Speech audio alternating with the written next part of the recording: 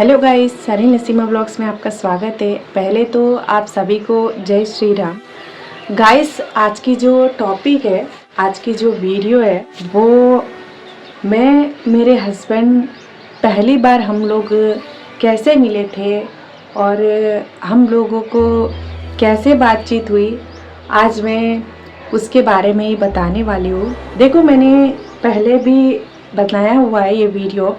जब हमारी स्टार्टिंग पहला वीडियो जो है वो यही वीडियो था। जो हमारे पुराने सब्सक्राइबर है वो तो जानते ही है, जो हमारे न्यू सब्सक्राइबर है वो नहीं जानते हैं, तो मैं उनको भी बताना चाहती हूँ।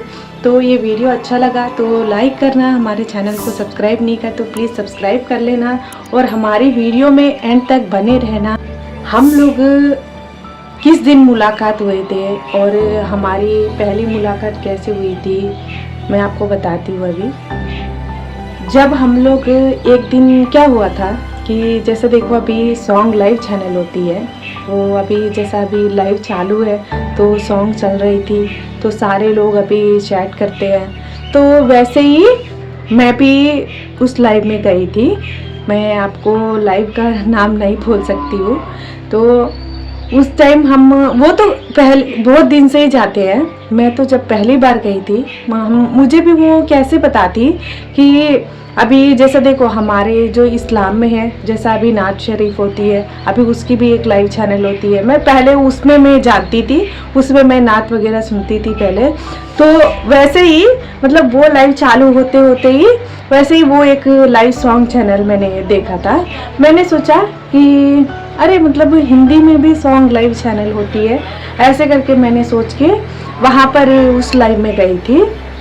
वहाँ पर जाने के बाद सारे लोग ऐसे ही मतलब चैट कर रहे हैं। मुझे पहले तो थोड़ी देर में तो मतलब उसमें नहीं समझ में आई थी कि इतने सारे लोग कैसे, मतलब इस्लाम में लाइव से भी ज़्यादा उसमें ज़्यादा चैट कर रहे थे। मैंने सोचा कि इतने सारे लोग कैसे चैट कर रहे हैं।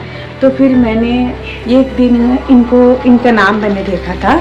इनका नाम देखने के बाद में इनकी आईडी पे मैंने कमेंट किया था कि, क्योंकि मैंने 5 मिनट तो पहले वो नाम ऐसे ही देख के चुप हो गई थी, क्योंकि अभी वो किसी को भी कमेंट नहीं कर रहे हैं, किसी को भी, बस ऐसे ही म्यूजिक जो सिंबल रहता है ना, वही सिंबल डाले जा रहे ऐसे ही कर रहे थे।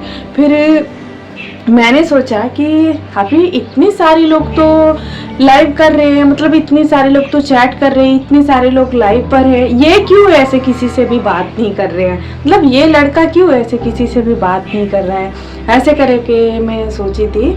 तो फिर बाद में मैंने एक दिन वैसे ही देख के चुप हो गई थी कि जाने दे, जिसकी भी कोई भी प्रॉब्लम होती है बात करने में। तो फिर मैंने दूसरे दिन देखी, वो दूसरे दिन भी वैसे ही कर रहे थे। फिर मैंने तीसरे दिन देखी, तीसरे दिन देख के मैंने सोचा कि चलो अभी मैं अगर नाम लेती हूँ तो ये लड़का जवाब देता है कि नहीं देता है। तो फिर मैंने इनका नाम मैंने मैसेज किया था कि हाय अनिल, ऐसे करके मैंने मैसेज किया था। तो इन्होंने कोई जवाब नहीं दिया था गाइस। पहले तो मैंने सोचा चलो उसकी कोई मर्जी नहीं होगी, ऐसे करके मैंने दूसरी बार मैसेज की। दूसरी बार भी मुझे कोई रिप्लाई नहीं करे। तीसरी बार की, तीसरी बार भी नहीं मैसेज किए थे। मैंने चौथी बार मैंने बोला कि तू पागल है क्या, किसी को भी तू मैसेज नहीं कर रहा है, मतलब किसी को भी आप बात नहीं कर रहे हो, आप पागल हो क्या, ऐसे करके मैंने मैसेज किया था। तो उन्होंने बोला कि आप भी पागल हो क्या, आप मेरा नाम ले रहे हो, ऐसे करके इन्होंने मुझे बोला था। तो वैसे ही एक दिन बात होके चुप हो गई थी। तो दूसरे दिन मैं उसी लाइव में गई थी। तो दूसरे दिन भी वो किसी से वैसे ही बात नहीं कर रहे थे। उसके बाद में मैंने तीसरे दिन जाके मैंने बोला कि आपकी फ्रेंड बनना चाहती हूँ मैं, आप किसी से बात नहीं कर रहे हो तो आपको कोई प्रॉब्लम है क्या, ऐसे करके मैंने मैसेज किया था। तो उसका भी उन्होंने कोई जवाब नहीं दिए थे। तो फिर बाद में वो धीरे धीरे करके हम दोनों के बीच में फ्रेंडशिप हुई थी। वो भी ज़्यादातर फ्रेंडशिप तो लाइव पर 1-2-3 दिन ही हुई थी। बाद में अभी लाइव पे तो देखो सारे लोग नाम लेते हैं कि जैसा अभी मेरा नाम अगर वो अकेले लेते हैं तो उनके पीछे 1000 लोग नाम लेते हैं, उनको वो अच्छा नहीं लगता था। अगर मेरा नाम कोई भी लेता है तो उनको अच्छा नहीं लगता था। तो फिर बाद में इन्होंने बोला कि एक बार क्या हुआ था उसी लाइव में, ऐसे ही हम लोग चैट कर रहे थे। मेरा मैसेज उनको नहीं दिख रहा था, उनका मैसेज तो मुझे दिख रहा था, मेरा मैसेज उनको नहीं दिख रहा था। उन्होंने बोला कि तुम्हारा मैसेज मुझे कोई भी नहीं दिख रहा है, तुम्हें इंग्लिश आती है कि नहीं आती है, ऐसे करके उन्होंने बोला था। मैंने बोला मुझे तो आती है, इंग्लिश तो आती है, हिंदी भी आती है, फिर ये मैसेज क्यों नहीं दिख रहा है।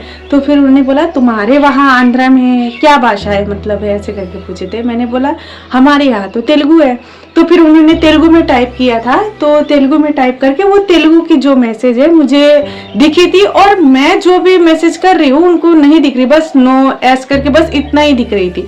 तो फिर उन्होंने बोला कि ऐसे नहीं, मैं नंबर देता हूँ तो हम लोग कॉल पर ही बात करते हैं, ऐसे करके उन्होंने बोला था। नंबर भी किस तरह से, अभी लाइव पे तो मतलब पूरा नंबर तो लिख के नहीं दे सकते हैं। तो फिर उन्होंने बोला कि मैं नंबर देता हूँ तो आप मुझे इस नंबर पे कॉल करो, हमारी बातचीत हम उस पे हम कॉल पर ही बात करेंगे। तो दो नंबर करके इंग्लिश वर्ड्स में लिख के दिए थे गाइस जब उस टाइम पे।